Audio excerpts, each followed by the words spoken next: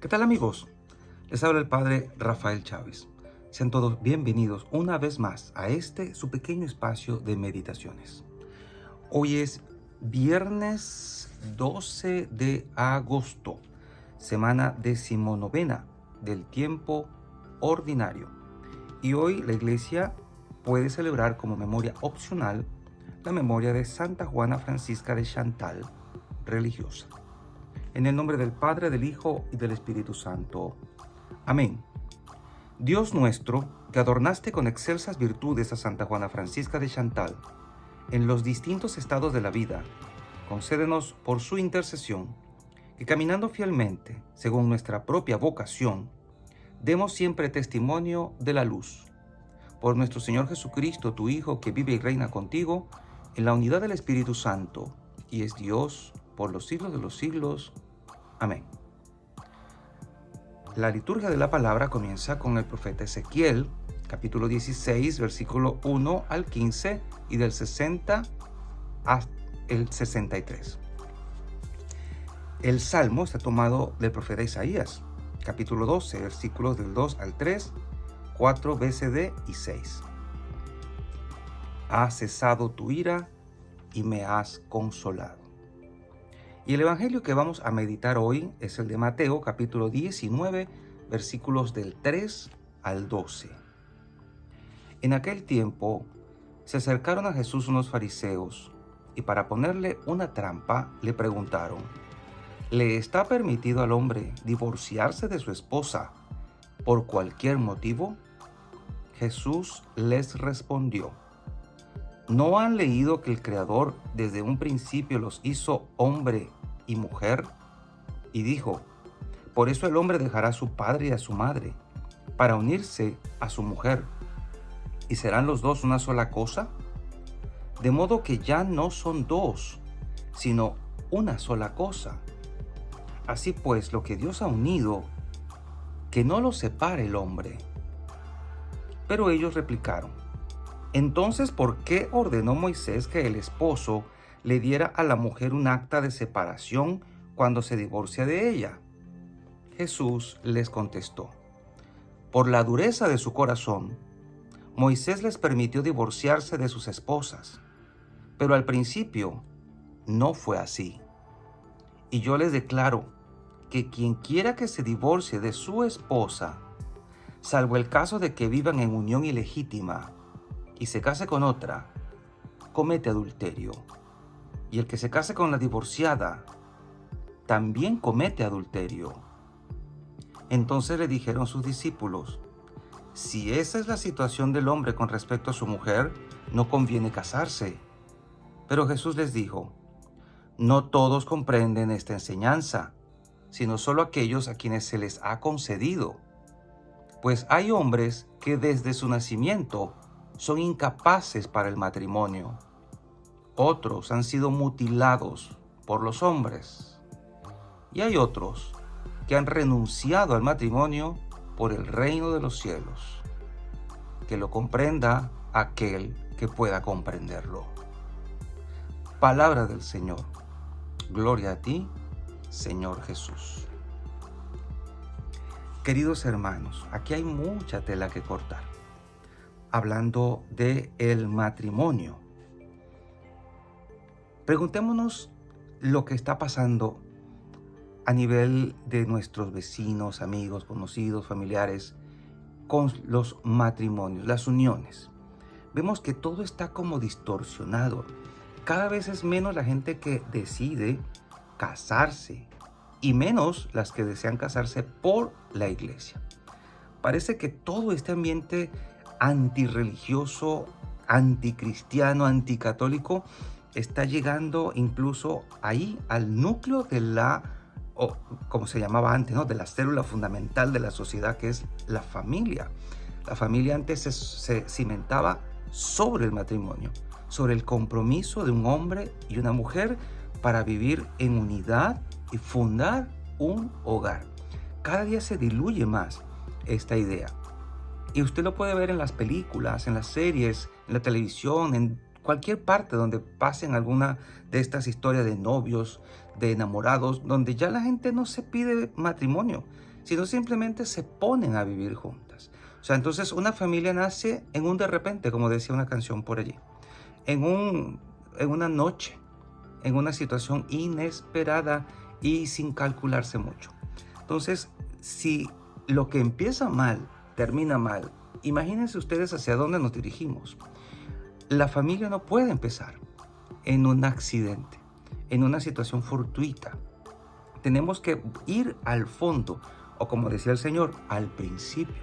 Fíjense que cuando le preguntan al Señor si le es lícito a un hombre separarse o divorciarse de su esposa por cualquier motivo, el Señor les dice, vamos al principio.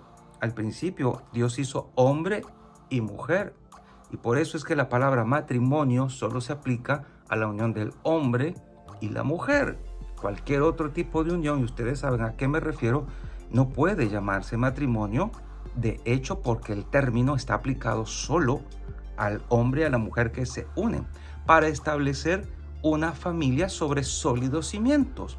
El compromiso, el amor mutuo que se deben tener, el respeto, la posibilidad de crear juntos algo que tenga suficientes recursos para poder alimentar a la prole, porque hombre y mujer se unen para alimentar a la prole. Ahora que se habla mucho de este nuevo orden mundial, del reseteo y todo lo que vino con la pandemia, uno se pone a pensar, ¿y qué tal si fuera cierto? De que todo esto y todas estas corrientes nuevas y nuevas maneras de pensar o ideologías tienen algo que ver con eso de disminuir la población mundial, porque pareciera que hacia eso vamos. No hijos, no matrimonios como está mandado en la Biblia, y cada vez pues la posibilidad de ver un matrimonio fundado sobre el sacramento es más remota.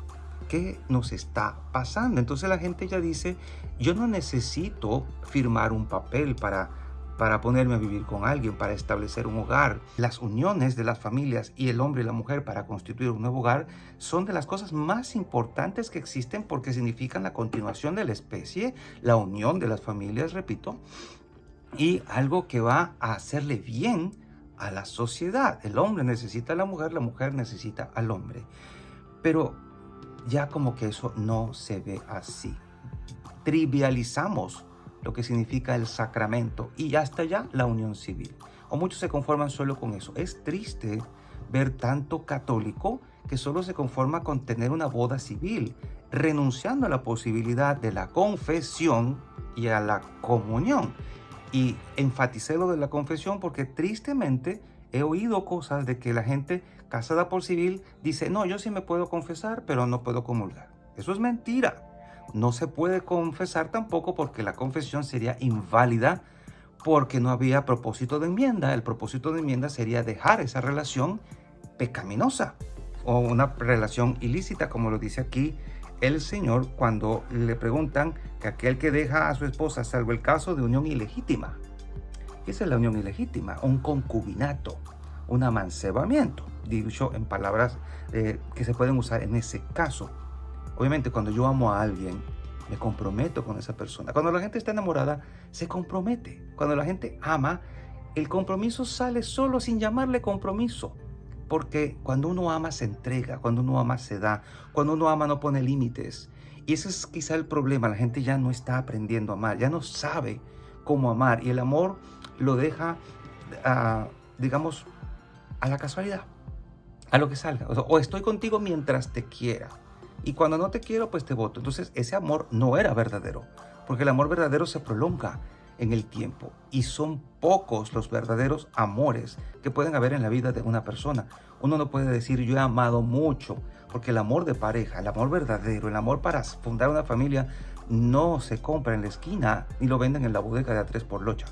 En fin, son cosas que suceden pocas veces y si se quiere una sola vez en la vida. Por lo tanto, el verdadero amor es para siempre. Es hasta que la muerte lo separe. Y el Señor lo consagró y lo elevó a la altura de sacramento. Es interesante lo que dice, dejar el hombre a su padre y a su madre. Porque los lazos de la familia de sangre pueden ser tan grandes que si no se dejan a un lado para poder enfocarte en la familia que estás fundando tú, con tu marido, con tu mujer, si no te enfocas en eso, puede distraerte demasiado en los otros afectos y restarle importancia al hogar, que viene de hoguera. Necesitas mantener esa hoguera encendida y con una llama viva para que pueda surgir y echar adelante. Pero no puedes estar sacando de ahí, como quien dice, leña para echarle calor a lo demás, porque se te va a enfriar.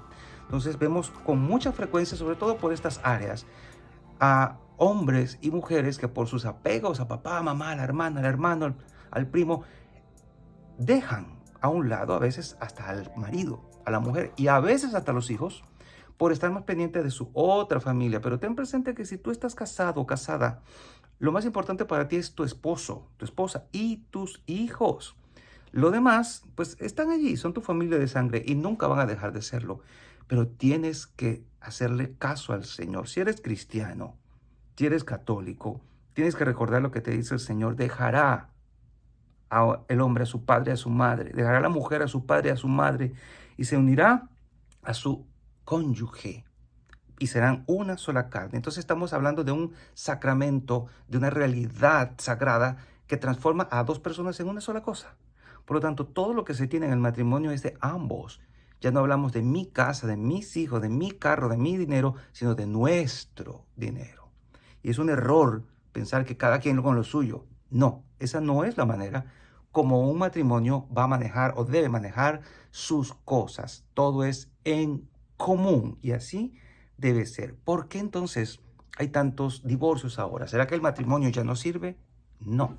El pecado es la causa de tanto divorcio y muchas veces lo que empezó mal terminó mal, porque no se supo alimentar el amor, porque las situaciones difíciles se las guardaron, por machismo, porque el hombre muchas veces no quiso hablar de la situación o de los problemas que tenía, porque no dejaron atrás sus historias o no se lo contaron todo, porque guardaron secretos, porque tenían cosas que no se contaron, porque quisieron vivir como solteros estando todavía casados y vinieron las heridas y más heridas y más heridas hasta un punto en el que ya no se pudo más y muchas veces es la mujer la que está tan herida que es la que primero se da cuenta de la situación y la que dice ya no quiero más tener que vivir esto y llegan al divorcio. Muchos de los matrimonios, lamentablemente, que incluso llegan a la iglesia, puede que sean inválidos por la manera como llegaron, por no tener la noción suficiente de lo que era casarse, la disposición de ser fiel a la pareja, la disposición de tener hijos y alimentarlos y velar por ellos. Hay muchas razones y te pido que si te interesa el tema, acércate a tu parroquia, habla con tu párroco, con tu sacerdote para que te ilustre, porque muchos están atados a un matrimonio eclesiástico en el que en muchos casos es inválido y se puede demostrar tal cosa.